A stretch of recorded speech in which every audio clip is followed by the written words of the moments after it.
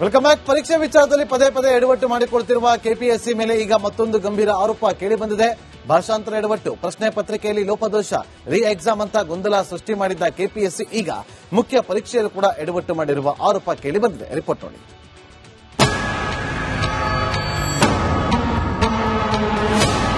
ಅಭ್ಯರ್ಥಿಗಳಿಗೆ ಅನ್ಯಾಯ ಆಗಿರುವುದು ಸಾಬೀತು ಆಗುವಂತ ಎಲ್ಲಾ ಲಕ್ಷಣಗಳು ರಿಸಲ್ಟ್ ಶೀಟ್ ನಲ್ಲಿದೆ.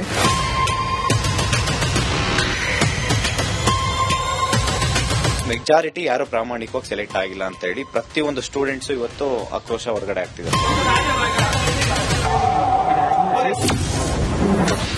ಕೆಪಿಎಸ್ಸಿ ವಿರುದ್ಧ ಮತ್ತೆ ಅಕ್ರಮದ ಆರೋಪ.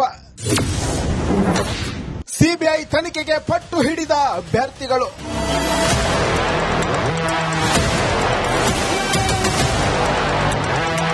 ಕೆಪಿಎಸ್ಸಿ ಮತ್ತೆ ಕೆಟ್ಟ ಕಾರಣಕ್ಕೆ ಸುದ್ದಿಯಲ್ಲಿದೆ. ಕೆಎಎಸ್ ಪರೀಕ್ಷೆಯ ಫಲಿತಾಂಶ ಪ್ರಕಟವಾದ ಬಳಿಕ ಹಲವು ಅಭ್ಯರ್ಥಿಗಳು ಗಂಭೀರ ಅನುಮಾನ ವ್ಯಕ್ತಪಡಿಸಿದ್ದಾರೆ. ಕೆಲವರು ಪರೀಕ್ಷೆ ಸರಿಯಾಗಿ ಬರೆದಿದ್ರೂ ಆಯ್ಕೆ ಆಗಿಲ್ಲ ಎಂದು ಅಸಮಾಧಾನ ವ್ಯಕ್ತಪಡಿಸಿದ್ದಾರೆ. ಆದ್ದರಿಂದ ಮುಖ್ಯ ಕಾರ್ಯದರ್ಶಿ ವರದಿ ಕೇಳಿದ್ದಾರೆ.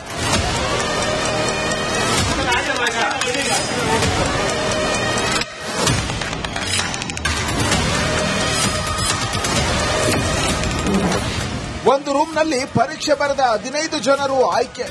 ಇದು ಒಂದೇ ಸೀರಿಯಲ್ ಅದು ಪಾಸ್ ಆಗೋದಕ್ಕೆ ಆಗಲ್ಲ. ಅಭ್ಯರ್ಥಿಗಳು ಮಾಡುತ್ತಿರುವ ಆರೋಪಕ್ಕೂ ಒಂದು ಕಾರಣ ಇದೆ. ಒಂದೇ ರೂಮಿನಲ್ಲಿ ಪರೀಕ್ಷೆ ಬರೆದ 15 ಮಂದಿ ಆಯ್ಕೆ ಆಗಿದ್ದಾರೆ ಎಂಬುದು ಅನುಮಾನಕ್ಕೆ ಕಾರಣವಾಗಿದೆ. ಕೆಪಿಎಸ್ಸಿ ಹೊಸ ಅಕ್ರಮ. ನಿನ್ನೆಯಷ್ಟೇ ಕೆಎಎಸ್ ಗ್ರೂಪ್ ಎ ಮತ್ತು ಗ್ರೂಪ್ ಬಿ ವೃಂದದ ಹುದ್ದೆಯ ಫಲಿತಾಂಶ ಪ್ರಕಟವಾಗಿದೆ. ಅಭ್ಯರ್ಥಿಗಳ ಆಯ್ಕೆಯಲ್ಲೂ ಕೆಪಿಎಸ್ಸಿ ಗೋಲ್ಮಾಲ್ ಮಾಡಿದೆಯಾ ಎಂಬ ಅನುಮಾನ ಮೂಡಿದೆ. ಒಂದೇ ಕೇಂದ್ರದ ಅಭ್ಯರ್ಥಿಗಳು ಮೆನ್ಸ್ನಲ್ಲಿ ಆಯ್ಕೆಯಾಗಿದ್ದು ಹೇಗೆ? ಒಂದೇ ಕೊಠಡಿಯಲ್ಲಿ ಪರೀಕ್ಷೆ ಬರೆದ 15 ಜನರ ಆಯ್ಕೆ ಬಗ್ಗೆ ಅನುಮಾನ ಮೂಡಿದೆ. ಸೀರಿಯಲ್ ನಂಬರ್ ಪ್ರಕಾರ ಆಯ್ಕೆ ಆಗೋಕ್ಕೂ ಹೇಗೆ ಸಾಧ್ಯ ಎಂದು ಪ್ರಶ್ನೆ ಮಾಡಿರುವ ಅಭ್ಯರ್ಥಿಗಳು ಕೆಪಿಎಸ್ಸಿ ರಿಸಲ್ಟ್ ವಿರುದ್ಧ ಸಿಡಿದೆದ್ದಿದ್ದಾರೆ. ಸಿಬಿಐ ತನಿಖೆ ನಡೆಸುವಂತೆ ಪಟ್ಟು ಹಿಡಿದಿದ್ದಾರೆ. ಕಾಂಗ್ರೆಸ್ ಬಂದಾಗಿನಿಂದ ಭ್ರಷ್ಟಾಚಾರ ಹೆಚ್ಚಾಗಿದೆ. ನೋಡ್ರಿ, ಕರ್ನಾಟಕದಲ್ಲಿ ಕಾಂಗ್ರೆಸ್ ಸರ್ಕಾರ ಬಂದಾಗಿಂದ ಎಲ್ಲದರಲ್ಲಿ ಭ್ರಷ್ಟಾಚಾರ ಇದೆ. ಭ್ರಷ್ಟಾಚಾರವೇ ಭ್ರಷ್ಟಾಚಾರ. ಭ್ರಷ್ಟಾಚಾರ ಒಂದೇ ಸರಿಯಾಗಿ ನಡೀತಾ ಇರೋದೇನೂ ನಡೀತಾ ಭ್ರಷ್ಟಾಚಾರ ದುರಾಡಳಿತ. ಹಾಗಾಗಿ ಕೆಪಿಎಸ್ಸಿಯಲ್ಲೂ ಸಹಿತ ಅಲ್ಲಿ ಏನು ಇವರು ವ್ಯವಸ್ಥೆ ಮಾಡಿಟ್ಟಿದ್ದಾರೆ ಅಂತಂದ್ರೆ ಪ್ರತಿ ಅಭ್ಯರ್ಥಿ ಕಡೆಯಿಂದ ಕಲೆಕ್ಟ್ ಮಾಡ್ಲಿಕ್ಕೆ ಇವರೇ ವ್ಯವಸ್ಥೆ ಮಾಡಿದ್ದಾರೆ ಸರ್ಕಾರದವರು. ಅದಕ್ಕೆ ಕೆಪಿಎಸ್ಸಿ ಅವರು ಕೂಡಿದ್ದಾರೆ. ಅದಕ್ಕೆ ಭ್ರಷ್ಟಾಚಾರ ಆಗಿದೆ. ಕೆಪಿಎಸ್ಸಿಯಲ್ಲಿ ಯಾರಿಗೆ ನಾಮಿನೇಟ್ ಮಾಡ್ತಾರೆ, ಯಾರು ಅತ್ಯಂತ ಭ್ರಷ್ಟರಿಗೆ. Welcome back. ಪರೀಕ್ಷೆ ವಿಚಾರದಲ್ಲಿ ಪದೇ ಪದೇ ಎಡವಟ್ಟು ಮಾಡಿಕೊಳ್ತಿರುವ ಕೆಪಿಎಸ್ಸಿ ಮೇಲೆ ಈಗ ಮತ್ತೊಂದು ಗಂಭೀರ ಆರೋಪ ಕೇಳಿಬಂದಿದೆ. ಭಾಷಾಂತರ ಎಡವಟ್ಟು, ಪ್ರಶ್ನೆ ಪತ್ರಿಕೆಯಲ್ಲಿ ಲೋಪದೋಷ, ರೀ ಎಕ್ಸಾಮ್ ಅಂತ ಗೊಂದಲ ಸೃಷ್ಟಿ ಮಾಡಿದ್ದ ಕೆಪಿಎಸ್ಸಿ ಈಗ ಮುಖ್ಯ ಪರೀಕ್ಷೆಯಲ್ಲೂ ಕೂಡ ಎಡವಟ್ಟು ಮಾಡಿರುವ ಆರೋಪ ಕೇಳಿಬಂದಿದೆ. ರಿಪೋರ್ಟ್ ನೋಡಿ.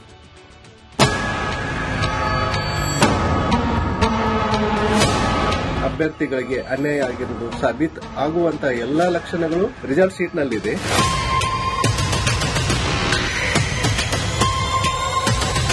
ಮೆಜಾರಿಟಿ ಯಾರು ಪ್ರಾಮಾಣಿಕವಾಗಿ ಸೆಲೆಕ್ಟ್ ಆಗಿಲ್ಲ ಅಂತ ಹೇಳಿ ಪ್ರತಿಯೊಂದು ಸ್ಟೂಡೆಂಟ್ಸ್ ಇವತ್ತು ಆಕ್ರೋಶ ಹೊರಗಡೆ ಆಗ್ತಿದ್ದಾರೆ. ಕೆಪಿಎಸ್ಸಿ ವಿರುದ್ಧ ಮತ್ತೆ ಅಕ್ರಮದ ಆರೋಪ. ಸಿಬಿಐ ತನಿಖೆಗೆ ಪಟ್ಟು ಹಿಡಿದ ಅಭ್ಯರ್ಥಿಗಳು.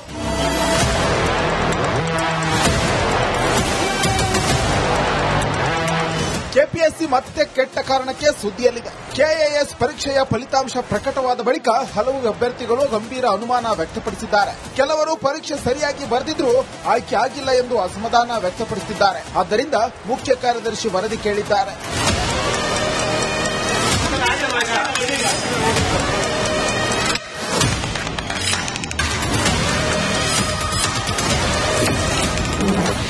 ಒಂದು ರೂಮ್ನಲ್ಲಿ ಪರೀಕ್ಷೆ ಬರೆದ 15 ಜನರು ಆಯ್ಕೆ.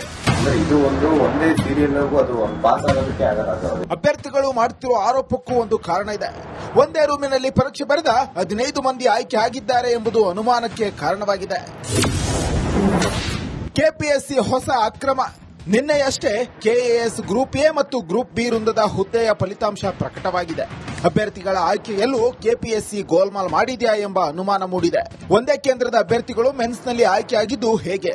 ಒಂದೇ ಕೊಠಡಿಯಲ್ಲಿ ಪರೀಕ್ಷೆ ಬರೆದ 15 ಜನರ ಆಯ್ಕೆ ಬಗ್ಗೆ ಅನುಮಾನ ಮೂಡಿದೆ. ಸೀರಿಯಲ್ ನಂಬರ್ ಪ್ರಕಾರ ಆಯ್ಕೆ ಆಗೋಕ್ಕೂ ಹೇಗೆ ಸಾಧ್ಯ ಎಂದು ಪ್ರಶ್ನೆ ಮಾಡಿರುವ ಅಭ್ಯರ್ಥಿಗಳು ಕೆಪಿಎಸ್ಸಿ ರಿಸಲ್ಟ್ ವಿರುದ್ಧ ಸಿಡಿದೆದ್ದಿದ್ದಾರೆ. ಸಿಬಿಐ ತನಿಖೆ ನಡೆಸುವಂತೆ ಪಟ್ಟು ಹಿಡಿದಿದ್ದಾರೆ. ಕಾಂಗ್ರೆಸ್ ಬಂದಾಗಿನಿಂದ ಭ್ರಷ್ಟಾಚಾರ ಹೆಚ್ಚಾಗಿದೆ. ನೋಡ್ರಿ, ಕರ್ನಾಟಕದಲ್ಲಿ ಕಾಂಗ್ರೆಸ್ ಸರ್ಕಾರ ಬಂದಾಗಿಂದ ಎಲ್ಲದರಲ್ಲಿ ಭ್ರಷ್ಟಾಚಾರ ಇದೆ. ಭ್ರಷ್ಟಾಚಾರವೇ ಭ್ರಷ್ಟಾಚಾರ. ಭ್ರಷ್ಟಾಚಾರ ಒಂದೇ ಸರಿಯಾಗಿ ನಡೀತಾ ಇರೋದು, ಉಳಿದೇನೂ ನಡೀತಾ ಇಲ್ಲ. ಭ್ರಷ್ಟಾಚಾರ, ದುರಾಡಳಿತ.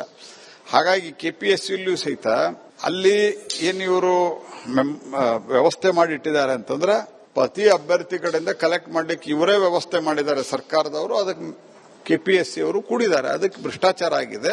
ಕೆಪಿಎಸ್ಸಿಯಲ್ಲಿ ಯಾರಿಗೆ ನಾಮಿನೇಟ್ ಮಾಡ್ತಾರೆ, ಯಾರು ಅತ್ಯಂತ ಭ್ರಷ್ಟರು.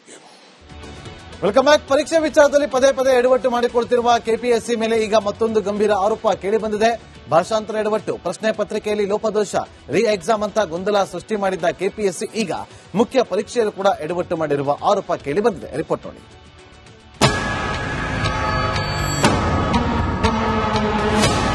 ಅಭ್ಯರ್ಥಿಗಳಿಗೆ ಅನ್ಯಾಯ ಆಗಿರುವುದು ಸಾಬೀತು ಆಗುವಂತ ಎಲ್ಲಾ ಲಕ್ಷಣಗಳು ರಿಸಲ್ಟ್ ಶೀಟ್ ನಲ್ಲಿದೆ.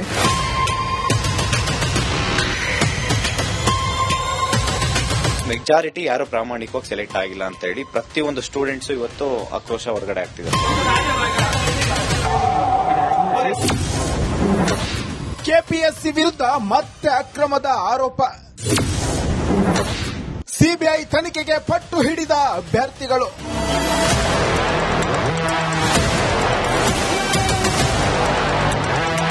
ಕೆಪಿಎಸ್ಸಿ ಮತ್ತೆ ಕೆಟ್ಟ ಕಾರಣಕ್ಕೆ ಸುದ್ದಿಯಲ್ಲಿದೆ. ಕೆಎಎಸ್ ಪರೀಕ್ಷೆಯ ಫಲಿತಾಂಶ ಪ್ರಕಟವಾದ ಬಳಿಕ ಹಲವು ಅಭ್ಯರ್ಥಿಗಳು ಗಂಭೀರ ಅನುಮಾನ ವ್ಯಕ್ತಪಡಿಸಿದ್ದಾರೆ. ಕೆಲವರು ಪರೀಕ್ಷೆ ಸರಿಯಾಗಿ ಬರೆದಿದ್ರೂ ಆಯ್ಕೆ ಆಗಿಲ್ಲ ಎಂದು ಅಸಮಾಧಾನ ವ್ಯಕ್ತಪಡಿಸಿದ್ದಾರೆ. ಆದ್ದರಿಂದ ಮುಖ್ಯ ಕಾರ್ಯದರ್ಶಿ ವರದಿ ಕೇಳಿದ್ದಾರೆ.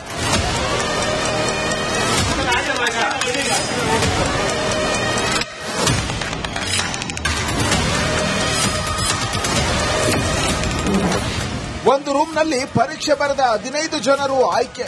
ಇದು ಒಂದೇ ಸೀರಿಯಲ್ ಅದು ಪಾಸ್ ಆಗೋದಕ್ಕೆ ಆಗಲ್ಲ. ಅಭ್ಯರ್ಥಿಗಳು ಮಾಡುತ್ತಿರುವ ಆರೋಪಕ್ಕೂ ಒಂದು ಕಾರಣ ಇದೆ. ಒಂದೇ ರೂಮಿನಲ್ಲಿ ಪರೀಕ್ಷೆ ಬರೆದ 15 ಮಂದಿ ಆಯ್ಕೆ ಆಗಿದ್ದಾರೆ ಎಂಬುದು ಅನುಮಾನಕ್ಕೆ ಕಾರಣವಾಗಿದೆ. ಕೆಪಿಎಸ್ಸಿ ಹೊಸ ಅಕ್ರಮ. ನಿನ್ನೆಯಷ್ಟೇ ಕೆಎಎಸ್ ಗ್ರೂಪ್ ಎ ಮತ್ತು ಗ್ರೂಪ್ ಬಿ ವೃಂದದ ಹುದ್ದೆಯ ಫಲಿತಾಂಶ ಪ್ರಕಟವಾಗಿದೆ. ಅಭ್ಯರ್ಥಿಗಳ ಆಯ್ಕೆಯಲ್ಲೂ ಕೆಪಿಎಸ್ಸಿ ಗೋಲ್ಮಾಲ್ ಮಾಡಿದೆಯಾ ಎಂಬ ಅನುಮಾನ ಮೂಡಿದೆ. ಒಂದೇ ಕೇಂದ್ರದ ಅಭ್ಯರ್ಥಿಗಳು ಮೆನ್ಸ್ನಲ್ಲಿ ಆಯ್ಕೆಯಾಗಿದ್ದು ಹೇಗೆ? ಒಂದೇ ಕೊಠಡಿಯಲ್ಲಿ ಪರೀಕ್ಷೆ ಬರೆದ 15 ಜನರ ಆಯ್ಕೆ ಬಗ್ಗೆ ಅನುಮಾನ ಮೂಡಿದೆ. ಸೀರಿಯಲ್ ನಂಬರ್ ಪ್ರಕಾರ ಆಯ್ಕೆ ಆಗೋಕ್ಕೂ ಹೇಗೆ ಸಾಧ್ಯ ಎಂದು ಪ್ರಶ್ನೆ ಮಾಡಿರುವ ಅಭ್ಯರ್ಥಿಗಳು ಕೆಪಿಎಸ್ಸಿ ರಿಸಲ್ಟ್ ವಿರುದ್ಧ ಸಿಡಿದೆದ್ದಿದ್ದಾರೆ. ಸಿಬಿಐ ತನಿಖೆ ನಡೆಸುವಂತೆ ಪಟ್ಟು ಹಿಡಿದಿದ್ದಾರೆ. ಕಾಂಗ್ರೆಸ್ ಬಂದಾಗಿನಿಂದ ಭ್ರಷ್ಟಾಚಾರ ಹೆಚ್ಚಾಗಿದೆ. ನೋಡ್ರಿ, ಕರ್ನಾಟಕದಲ್ಲಿ ಕಾಂಗ್ರೆಸ್ ಸರ್ಕಾರ ಬಂದಾಗಿಂದ ಎಲ್ಲದರಲ್ಲಿ ಭ್ರಷ್ಟಾಚಾರ ಇದೆ. ಭ್ರಷ್ಟಾಚಾರವೇ ಭ್ರಷ್ಟಾಚಾರ. ಭ್ರಷ್ಟಾಚಾರ ಒಂದೇ ಸರಿಯಾಗಿ ನಡೀತಾ ಇರೋದು, ಉಳಿದೇನೂ ನಡೀತಾ ಇಲ್ಲ. ಭ್ರಷ್ಟಾಚಾರ, ದುರಾಡಳಿತ. ಹಾಗಾಗಿ ಕೆಪಿಎಸ್ಸಿಯಲ್ಲೂ ಸಹಿತ ಅಲ್ಲಿ ಏನ್ ಇವರು ವ್ಯವಸ್ಥೆ ಮಾಡಿಟ್ಟಿದ್ದಾರೆ ಅಂತಂದ್ರೆ ಪ್ರತಿ ಅಭ್ಯರ್ಥಿ ಕಡೆಯಿಂದ ಕಲೆಕ್ಟ್ ಮಾಡ್ಲಿಕ್ಕೆ ಇವರೇ ವ್ಯವಸ್ಥೆ ಮಾಡಿದ್ದಾರೆ ಸರ್ಕಾರದವರು. ಅದಕ್ಕೆ ಕೆಪಿಎಸ್ಸಿ ಅವರು ಕೂಡಿದ್ದಾರೆ. ಅದಕ್ಕೆ ಭ್ರಷ್ಟಾಚಾರ ಆಗಿದೆ.